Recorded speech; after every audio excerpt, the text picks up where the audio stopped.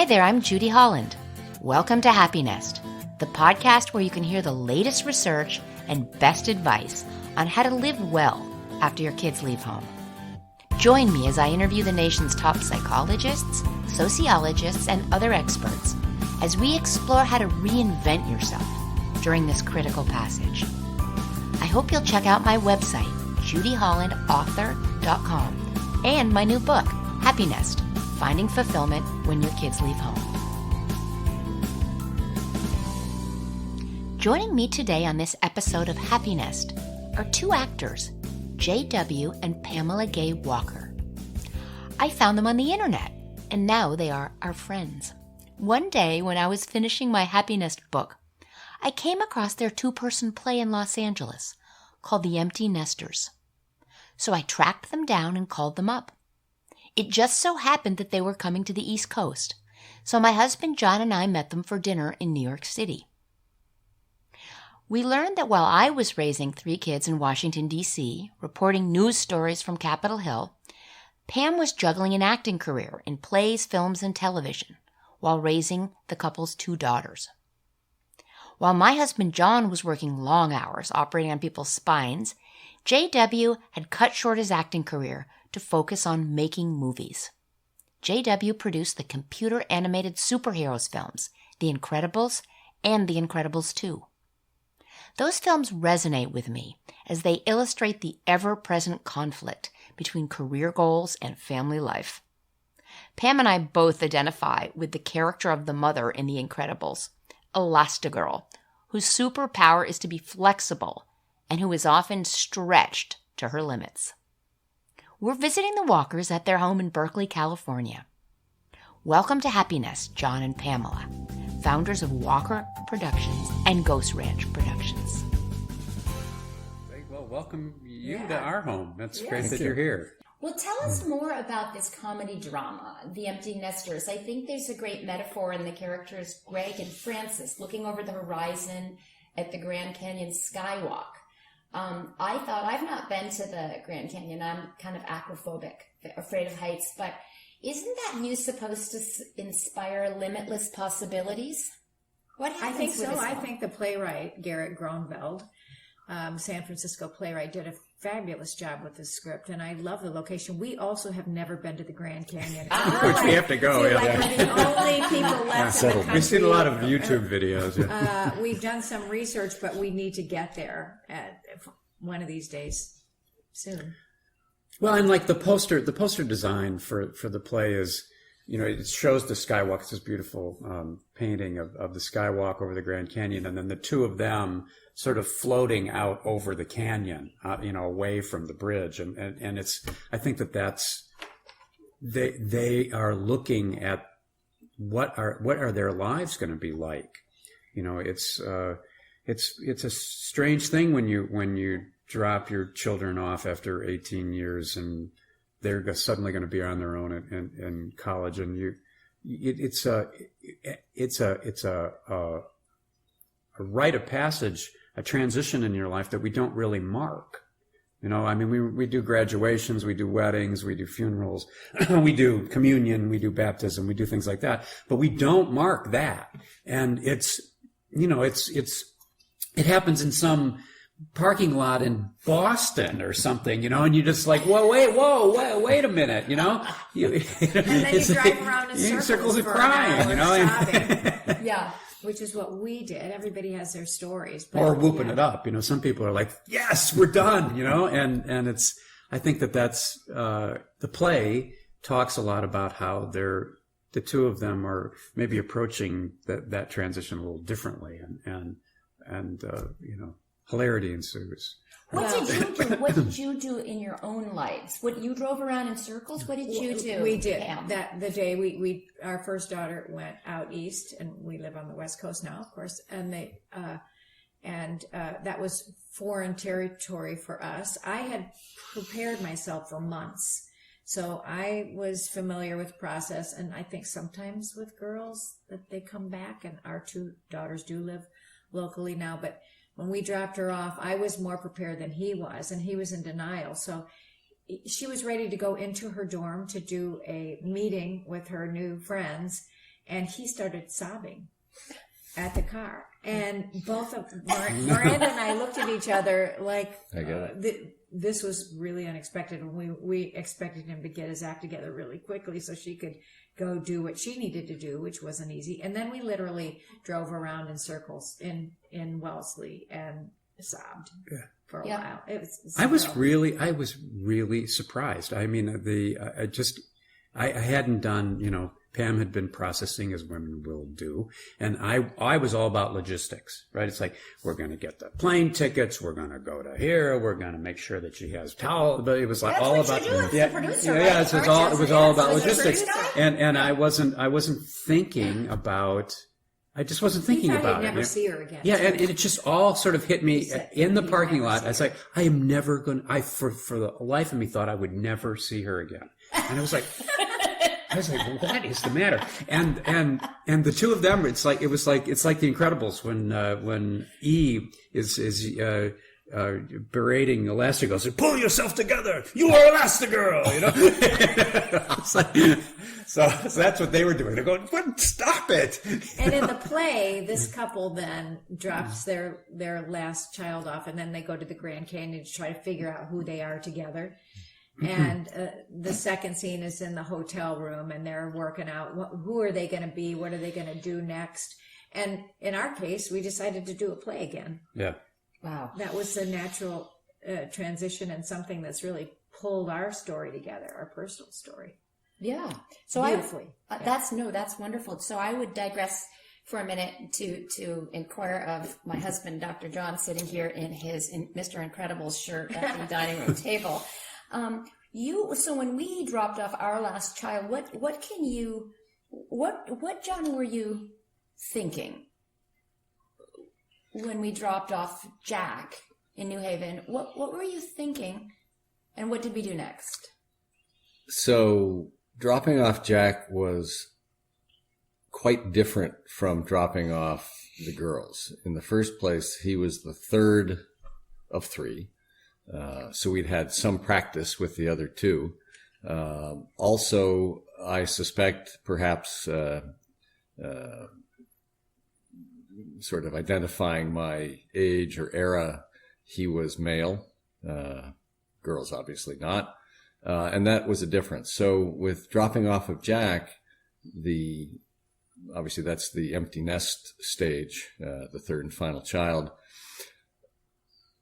I think the preparation was for me worse than the separation, meaning the 2 or 3 or 4 weeks, the end of summer, as it were, was more than, of course, the end of summer. It was the end of an era of children and their friends and dogs and you name it, rattling through the house.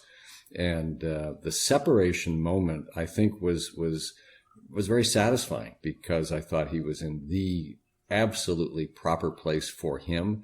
He was clearly happy. And in some respects, there was the sense that we had, quote, done our jobs. Right. And what did we do then? Because I was the one that really needed, I said, I am not going home. I am not driving back to DC now. So to mourn. Right. So I'm not doing that. So I think I too, like John, I think I kicked in the logistical, sheet, and we had decided to do something easy, but different. And we just pointed the car north and drove for a nice long vacation in Montreal. Something different, out of the norm, off the path, not that with which we were, intimately familiar. Really broke the mold. It was, therefore celebrating perhaps the end of something, but really the beginning of a phase that was decidedly new and different and exciting.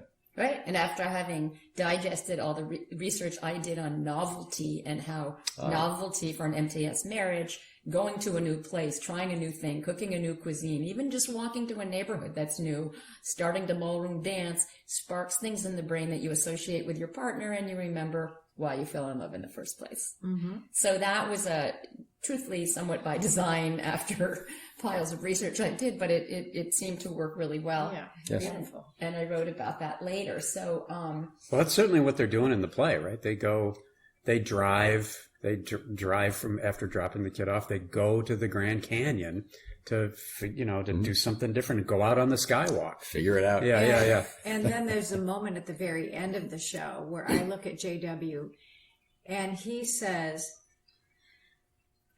your line is, what, do you remember what your line is? It's something like, I would never do anything like this with anybody else. Do you remember that line?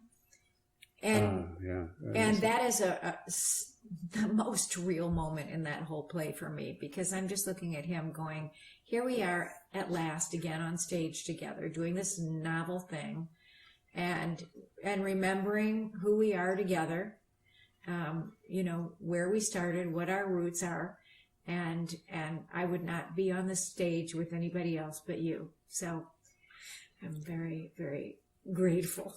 That. That's great. Yeah. Right, and you have tears in your eyes. Isn't that nice? And then this last run that we did in Los Angeles too, we decided to invite therapists to the show. So we did some talkbacks with the audience, unexpectedly very, very successful. We told people that they might want to talk to a therapist after they seeing saw the the play. show, because so we thought we'd bring one along. With a lot of drama in it as well.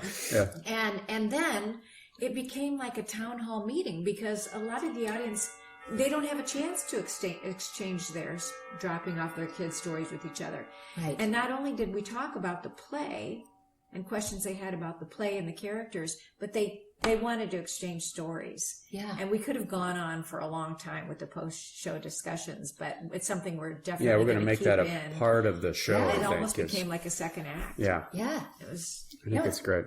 At one point there was a couple sitting on, like, to our right, and they were talking about their experience, and then there to our left were a couple of 20-something kids.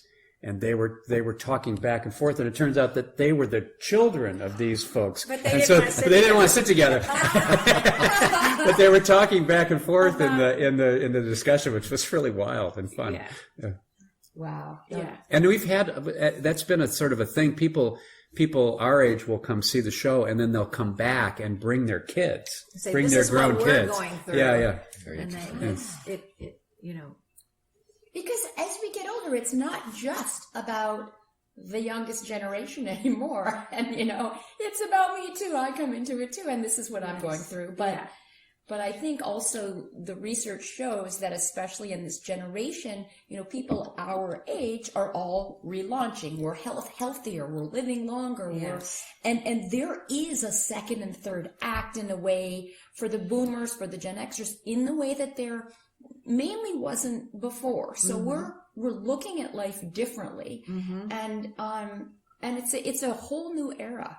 Yeah. I think that's a fascinating thing. So apropos of novelty and you guys coming together again as actors after after all these years, how did that affect your relationship? I mean, working together like that.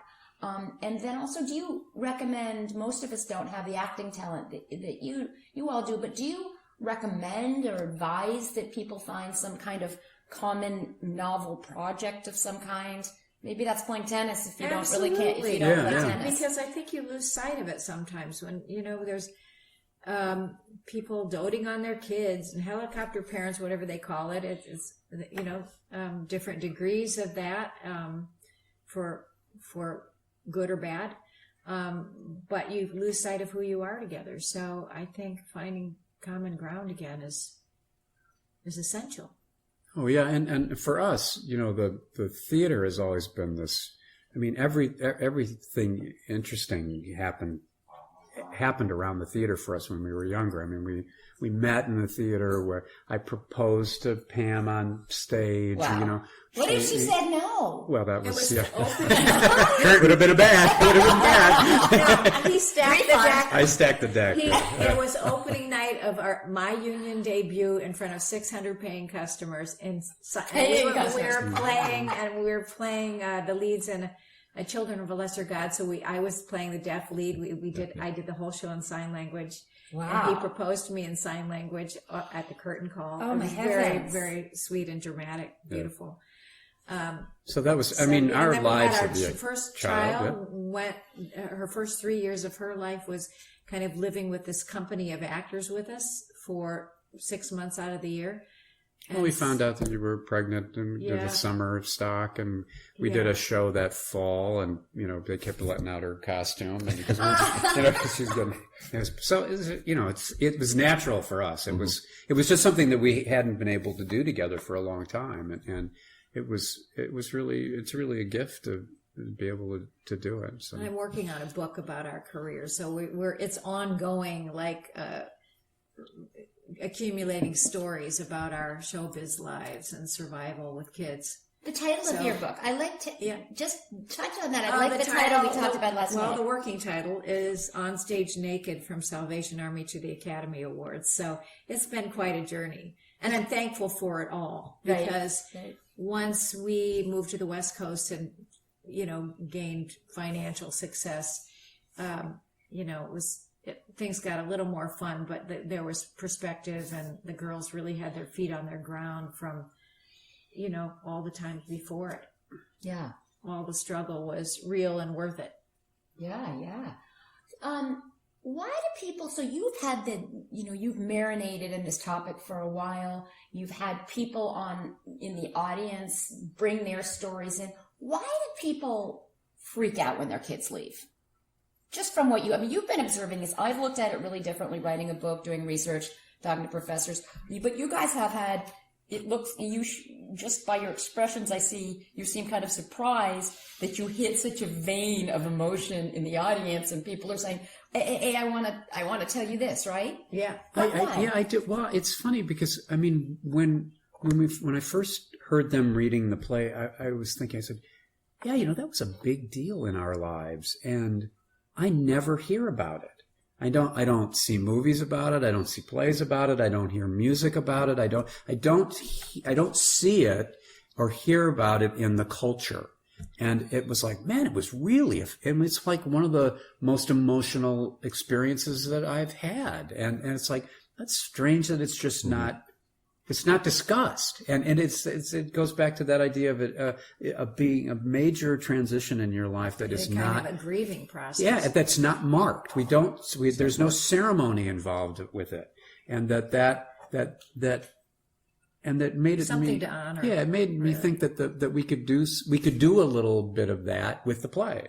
That it would help sort of facilitate and that. Judy, with your book. Yeah. Mm-hmm. For sure. Right. But I do think it's like hearing about you and then looking on seeing what's out there on the internet. It feels like there's a bunch of people going, why aren't we talking about this? Or why don't we see this? Right. And you don't see it in entertainment at all. I mean, you just don't. I don't. So I have a theory about that, John. Yeah. And I think it's that we have such an ageist society that we're not, you become an empty nester, and you kind of think, oh my gosh, maybe I've lived 2/3 of my life. Maybe time's running out. Can I put some new highlights in these wisps of gray? And that's something that, you guys are Hollywood way more than I am. I'm the East Coast. And I think that we don't, we kind of brush it under, we kind of brush it away, this aging thing, but we really shouldn't. And this is a different kind of society now. We're living longer. And, there's a lot of wisdom that comes with this. So I think maybe people avoid embracing that, Yeah. I'm just now thinking about this, talking about isms, young girls at age 12, was a goddess movement or something where they'd honor young girls starting their period. I thought, right on. They should. Yeah. This is a rite of passage, just like, boys have whatever. But I just... Yeah, whatever. We're still trying to figure it out. but these are milestones that should not go, unseen. Right. And shared. And speaking of sharing, so actually John just reminded me that, so I had finished my book and I talked to my publisher, Roman and Littlefield, and they said, okay, Judy, time to market. And I'm like, I'm not a marketer. I'm a journalist. Journalists don't market, but where are you going to put this book and what are you going to do with it, and go find out everything you can. So I put my reporter skills to work. I went on the internet and they said, John, look, there are these people in California, they have an empty nesters play. And John's like, yeah, and they're in California. We're in DC and I'm going to my next surgery. So I put my fingers on the computer and I found the phone number and I called up and I got some publicist or somebody connected with the play. And before I knew it, we were talking back and forth and we met in New York and we found a lot of common ground. And again, I think we're both kind of dancing in a subject that's been, for whatever reason, somewhat overlooked. And I started to find, even in the course of my research, early this week, I'm going to go to Berkeley and interview Robert Levinson, a well-known professor who's been studying for 25 years boomers and people as they age. And I was able to find brilliant stuff on empty nesters within his research that nobody has dug out. So I've been mining that stuff and realizing, wow, this is something that's been overlooked. So I was so delighted. What did you think when you hear there's some reporter from the East that's tracked you down? What are you thinking of that? I was delighted. Yeah. Yeah. Who's this? I love that. Well, you start that internet can connect people like this. Yeah. And it was brilliant that you reached out. Well, and you start to think, well, maybe we're right. Maybe this is starting to come into the zeitgeist, and maybe we can be a part of that. And the internet makes the zeitgeist go pretty fast, So it's good, right? I think, we're onto something, and we're trying to build an audience, and we think that, you're trying to build an audience, and we're all talking to the same people, and that's good. Well, I think your notion of the interaction at the end of certain shows, either with a therapist or just with the audience itself, it makes this whole process organic. Yeah. That it changes or can be changed. Performance art. From week to week, month to month. And just as to some degree society is coming to grips with or changing the notion of this milestone, which for, I think, generations has been kind of a negative, something to be buried, a grieving to be suffered, in isolation. Mm-hmm. Why not? Can it be a celebration of something? Because again, we're living longer. We're going to be around with, I hope, with adult children for a long, long time. And just medically, John, this is a good question for you with your medical background, unlike the rest of us. No, just medically, we're in a position where we're living differently than our grandparents or our parents, right? Sure. What's up with that? Why should we be a more vibrant generation? Well, in large measure, that's just the history of mankind, is that we're living longer, picture, healthier John. Lives. Yeah, big picture, right? So and seatbelts and fluoride, baby. Helicopter gunships. Yeah, no, right. Florence big. That again, it's not the end of things, and if novelty and the celebration of new, John and Pam are rekindling an activity that they were familiar with for years, back in college even. But many couples, maybe who came together after college or what have you, they can find things that are themselves new for each of them. What about you and me? We don't act together. Well, you won't get on the back of my motorcycle. That's right. I will never get on the... And what did I say to you? He said, I've got this, what do you call it, bullet catcher seat. And I said, you are going to be the lone rider. Because we have 3 kids and I'm not getting on a motorcycle. Yeah. But that's... Another subject, yeah. Yeah. But JW flies an airplane and I get up on that airplane once in a while, which is like the motorcycle, but not exactly. But now I've learned it has a parachute. Pretty close. I think motorcycles they're smaller. And I have no parachute. Close, yeah. I got a spine surgeon on a motorcycle. Need I say more? I'm just a study in contradictions. You talk about advice. Well, John, JW, and I are now grandparent of a sweet 2.5-year-old. Wow. And I think what I want to say is the whole process of letting go is a healthy thing. Of course, they say the minute the kids are born, you're helping them figure out how to fly, right? Right. And if you don't do that, you have to heed some warning there, because they may rebel against you not letting them live a full adult life. And I've seen other people crash and burn by not letting their kids be their own person. And so since we're all living longer, I think we really have to reinvent ourselves. That's my advice. I even tried to insert my grandmother wisdom on Miranda very early on, and that was going to be my question. None of it. None of it. And but you know things. There's something around, of course, and and a bunch each of false things. Each generation thinks that you're outdated and you don't know anything, and you feel obsolete really fast.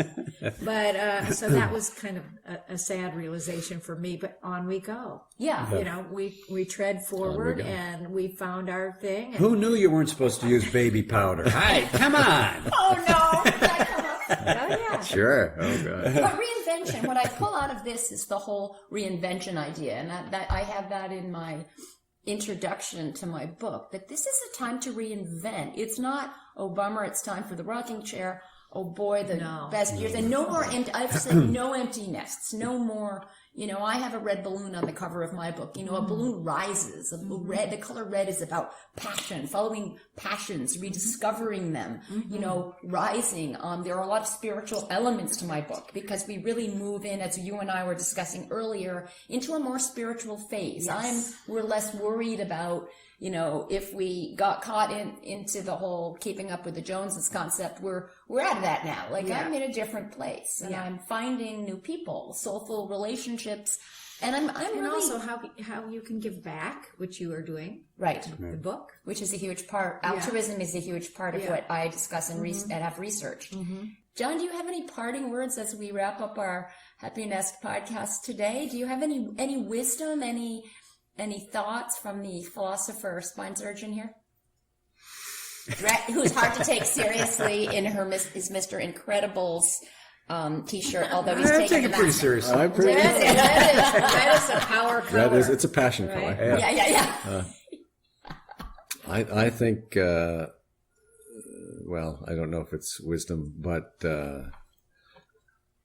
all through these years of child raising and income generating and all the other rat race activities, we all have dreams, aspirations, little ideas. It doesn't have to be so, highfalutin as some might say, but they're things that maybe you've put on hold, as the Walkers have said. And the time now is don't be passive, be active. Actively discover what it is you want to do and give it a go. If the worst you can do is fail at some attempt at a novel hobby, well, big deal. You got to go out and make it happen.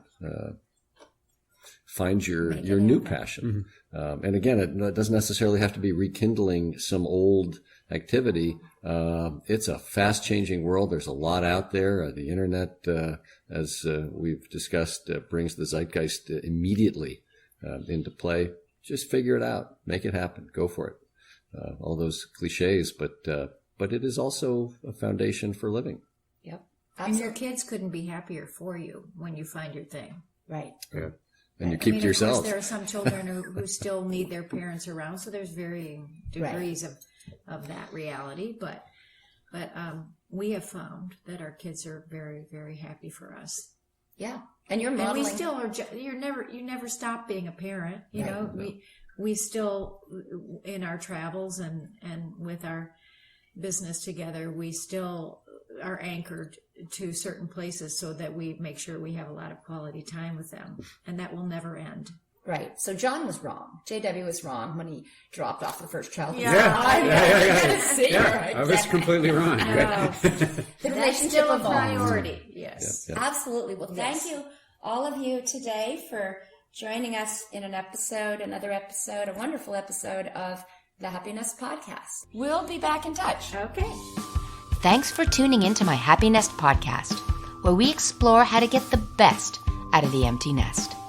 I hope you'll subscribe, rate, and review Happy Nest at Apple Podcasts, Stitcher, and Google Play. Please reach out to me on Instagram, Facebook, and Twitter. And check out my website, judyhollandauthor.com. Have a great day, and remember, make it happen.